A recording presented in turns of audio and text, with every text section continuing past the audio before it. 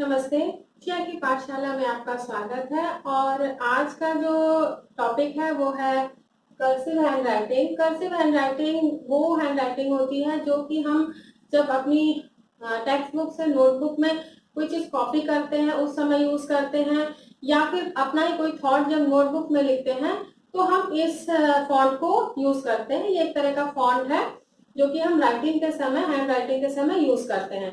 बहुत तरह के फॉन्ट हैं और कर्सिव में भी कई तरह के फॉन्ट्स होते हैं। तो ये जो है बेसिकली स्टार्टिंग में इसलिए होता है कि बच्चे जब लिखना शुरू करते हैं तो उस समय जो है चीजें उनको कर्सिव में ही सिखाई जाती है, कर्सिव की प्रैक्टिस कराई जाती है ताकि जो है वो स्पीड से चीजों को लिख सके, क्योंकि जो बुक के फॉन्ट होते हैं वो एक एक जो वर्ड होता है वो एक एक जो लेटर होता है वो अलग अलग होता है। और जब हम कर्सिव में लिखते हैं तो हम ज्वाइनिंग हैंड राइटिंग लिखते हैं, यानी एक एक लेटर हमारा आपस में जुड़ा रहता है। तो इस टॉपिक को और समझते हैं। फॉन्ट्स आपको कहीं भी मिल जाएंगे, आप कहीं भी देख सकते हैं। कोई भी नोटबुक कोई भी कॉपी उठा लीजिए, कोई भी टेक्स्ट बुक उठा लीजिए, नेट पे सर्च कर लीजिए, आपको बहुत तरह के कर्सिव के फॉन्ट मिल जाएंगे। लेकिन जो मेन टिप्स है उसके, जो आपको कैसे कर्सिव हैंड राइटिंग लिखनी है, उसके जो 3-4 पॉइंट्स हैं जहां आपको ध्यान रखना है, बस उतना रखना चाहिए। और एक चीज और कि आपके पास कहीं भी कोई फॉन्ट नहीं है कि आपको किस तरह लिखना है, कोई भी अपने टेक्स्ट बुक से नोटबुक में कॉपी करना है, तो वो आपको कहाँ पे ध्यान रखना है। तो चलते हैं, शुरू करते हैं। जैसे मान लीजिए हमें ए लिखना है, तो कैपिटल ए अगर हमें लिखना है तो हमारा ये कैपिटल ए हो गया, या हमारा ये कैपिटल ए हो गया। या फिर और मान लीजिए तो हम ऐसे भी लिख सकते हैं। मतलब आप देख रहे हैं कि तीनों हैं और तीनों में अलग अलग ढंग से पेन को चलाया गया, उनका फ्लो अलग अलग है। तो मेन हमें ये ध्यान रखना है कि हमारा जो है कर्सिव हैंड राइटिंग में पेन कम से कम उठना चाहिए, पेन कम से कम उठना चाहिए। जैसे कि अगर ए बनाना है तो ये ए हमारा बन गया। ये लूप डिपेंड करता है कि छोटा बड़ा आप कैसा करना चाहते हैं, ये डिपेंड करता है। और ये जो है कुछ हैंड राइटिंग जो एक्सपर्ट्स होते हैं, यानी कि आपका जो हैबिट है, आपकी जो आते हैं, आपका जो कैरेक्टर है, वो सब चीजें भी शो करता है। तो ये जो ओवरऑल हैंड राइटिंग का कॉन्सेप्ट बहुत ही बड़ा कॉन्सेप्ट है। तो आपको ये ध्यान रखना है कि पेन कम से कम उठना चाहिए। जब भी आप कर्सिव हैंड राइटिंग लिखेंगे आपका पेन कम से कम उठना चाहिए, और जब आपका वर्ड पूरा हो तभी पेन उठना चाहिए। एक पॉइंट ये कर्सिव हैंड राइटिंग का। दूसरा पॉइंट ये है कि उसका जो बैंड हो, जो भी बैंड हो, वो एक तरफ हो। और ज्यादातर प्रेफर किया जाता है कि अपर साइड, यानी ये बैंड होना चाहिए। आपका बैंड जो है वो इधर हो जाए। जैसे आपको बी लिखना है तो बैंड आपका इधर होना चाहिए, ना कि आपका ये बैंड ऐसे। ये गलत है। आप लिख सकते हैं, ऐसा नहीं, कुछ भी गलत नहीं होता है, आप लिख सकते हैं, बट प्रेफर किया जाता है कि बैंड आपका अपर साइड आगे हो, अपर साइड ही बैंड हो, ना कि अपर साइड फ्रंट में बैंड हो, ना कि पीछे। तो एक पहली चीज आपको ध्यान रखनी है, पेन कम उठना चाहिए। दूसरी चीज आपको ध्यान रखनी है कि उसका बैंड एक ही तरफ होना चाहिए। मतलब अगर आप लिख रहे हैं, मान लीजिए ए लिखा, तो बी आपका ऐसे नहीं होना चाहिए, सी आपका ऐसे नहीं होना चाहिए, नहीं, ये गलत है। आपका बैंड हमेशा एक तरफ ही होना चाहिए। तो पहला कि पेन कम से कम उठना चाहिए। दूसरा कि हमारा बैंड जो है आगे, ऊपर का हिस्सा आगे की तरफ ही झुके, ना कि पीछे की तरफ। तीसरा ये कि जितने जब भी हम बैंड करें एक ही तरफ करें। अगर मान लीजिए मेरी हैंड राइटिंग इधर ही बैंड करके हम लिखते हैं तो सारे लेटर्स मेरे इधर बैंड के ही होने चाहिए, ना कि इधर बैंड के। तीन चीज। चौथी चीज जो होती है वो ये होती है कि इन लेटर्स में एक 2 टेल्स होती हैं। समझ लीजिए कि दो पूछे होती हैं जिनको एक को आगे से जोड़ना होता है, एक हैंड समझ लीजिए और एक टेल समझ लीजिए। कि जैसे मान लीजिए ये हमने लिखा ए, ये सिंपल ए है, या ये ए होता है बुक वाला। तो हमारा जो कर्सिव राइटिंग का ए होगा उसमें एक तो यहाँ पे पूछ होगी और एक ये हैंड यहाँ होगा जो कि हमारे आगे वाले लेटर से इसको आगे जोड़ने में मदद करेगा। जैसे कि मान लीजिए हमें एप्पल लिखना है तो APPLE एप्पल, मतलब सब चीजें हमारी जुड़ी होनी चाहिए क्योंकि हर अक्षर में लूप में हमें ये मिलेगा, हैंड और टेल मिलेगी तभी हमारे अक्षर जितने भी ये लेटर्स हैं वो जुड़ पाएंगे। तो एक चीज ये ध्यान रखनी है कि उसमें टेल या टेल और हैंड दोनों होना चाहिए, यानी कि लेटर्स आगे भी एक टेल मिले जिसको हम जब आगे कोई इधर कोई लेटर लिखना हो तो उससे जुड़ जाए और इधर कोई लेटर लिखना है तो उससे जुड़ जाए। तो चार चीज मैंने बताई कि लेटर्स जो हैं हमेशा जो है हमारे एक तरफ बेंड होने चाहिए, ऊपर का हिस्सा आगे की ओर बेंड होना चाहिए, एक ही तरफ बेंड होने चाहिए, नहीं कि कोई इधर कोई उधर बेंड हो, उससे हैंडराइटिंग गंदी दिखेगी।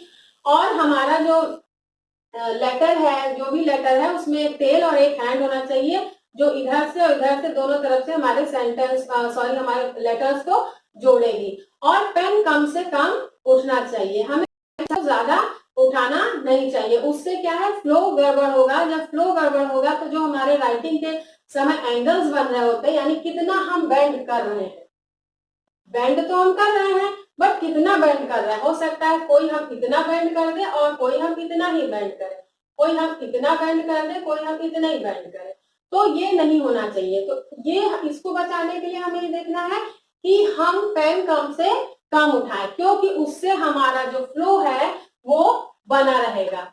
जैसे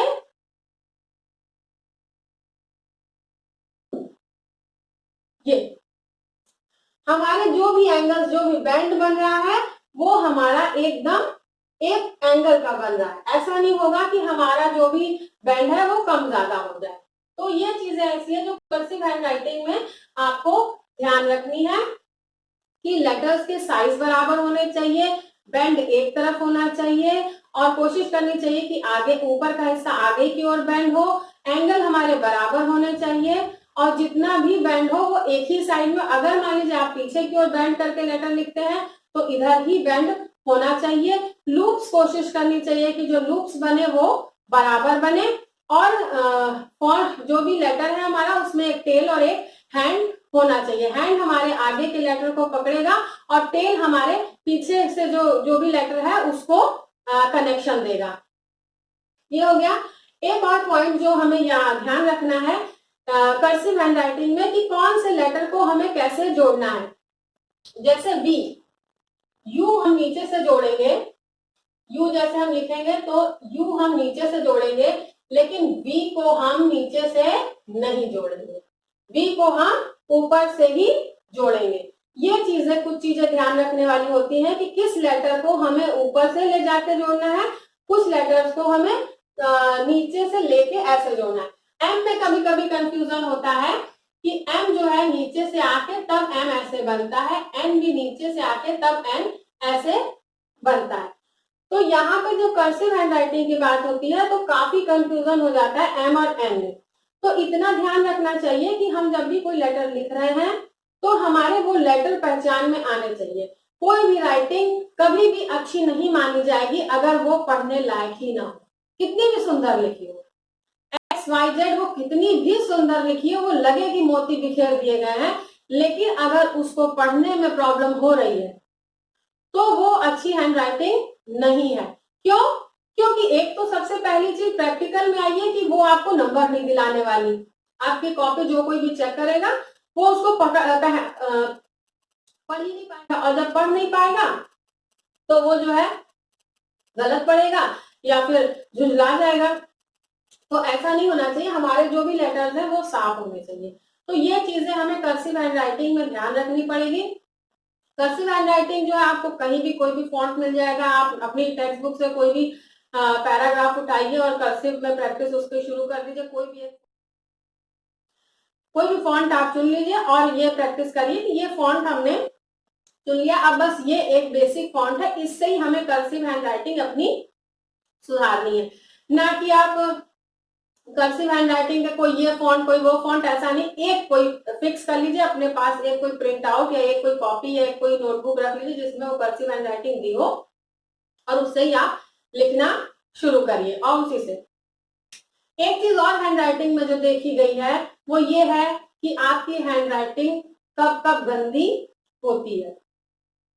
पहली चीज, आपकी हैंडराइटिंग तब गंदी हो जाएगी जब आप किसी ऐसे जगह से, ऐसे बच्चे की कॉपी से कॉपी करेंगे जो कि जिसकी हैंडराइटिंग गंदी है। मतलब जहां से आप देखेंगे आप वही चीज कॉपी करेंगे, और अगर उसकी हैंडराइटिंग गंदी है तो स्वाभाविक है आप साफ को लिखने की कोशिश करेंगे, बट जो ब्रेन में इमेज है वो इमेज उस गंदे लेटर्स की ही है, मतलब जो लेटर साफ नहीं बना है। तो जब आपके दिमाग में इमेज ही उस खराब डिफॉर्म लेटर की बनी हुई है तो आप कितना भी उसको सुधारेंगे कुछ ना कुछ 19-20 चीजें हो जाएंगी। तो ये कोशिश करिए कि जहां पे लेटर साफ लिखे हों, जहां पे हैंडराइटिंग अच्छी लिखी हो, वहीं से कॉपी करें।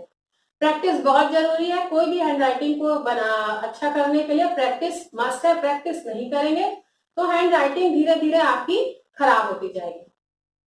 स्मॉल क्लासेस में जब आप छोटे हैं तो आपको हैंडराइटिंग सुधारने का बहुत लंबा मौका होता है, आपको बहुत कम लिखना होता है, बहुत थोड़ा लिखना होता है, बहुत कम लिखना आपको ज्यादा समय में रहता है। तो ज्यादा समय मिलता है तो आप धीरे धीरे आराम से बना के लिख सकते हैं। और ये कोशिश करिए कि आप थोड़ा राइटिंग के लिए थोड़ा सा जागरूक रहें, कि ध्यान रखें कि राइटिंग गलती ना होने पाए, क्योंकि जो है कोई भी राइटिंग जो है वो उस व्यक्ति का आईना होती है। वो राइटिंग उसको बता देगी कि ये बच्चा या ये व्यक्ति जो है कैसा है। जो राइटिंग एक्सपर्ट्स हैं वो आराम से ये चीजें जान लेते हैं कि ये व्यक्ति कैसा हो सकता है। तो इन चीजों को ध्यान रखिए, कर्सिव हैंडराइटिंग आपकी बहुत अच्छी हो जाएगी। आपको ध्यान रखना है कि चीजें एक ही तरफ झुके, फॉन्ट्स निश्चित हो, बराबर हो, ये नहीं कि कोई ज्यादा झुके कोई कम झुके, और जो भी लूप्स हैं वो बराबर बने, फॉन्ट्स के साइज बराबर होने चाहिए। तो ये सारी चीजें हैं जो मैंने बताई हैं जो आपको ध्यान रखनी है, और आपकी राइटिंग श्योर अच्छी हो जाएगी। और last but not the least, practice. Practice आपको करते रहना है, प्रैक्टिस से ही राइटिंग अच्छी होगी। ओके, ये था आज का पूरा टॉपिक। नमस्ते, बाय बाय।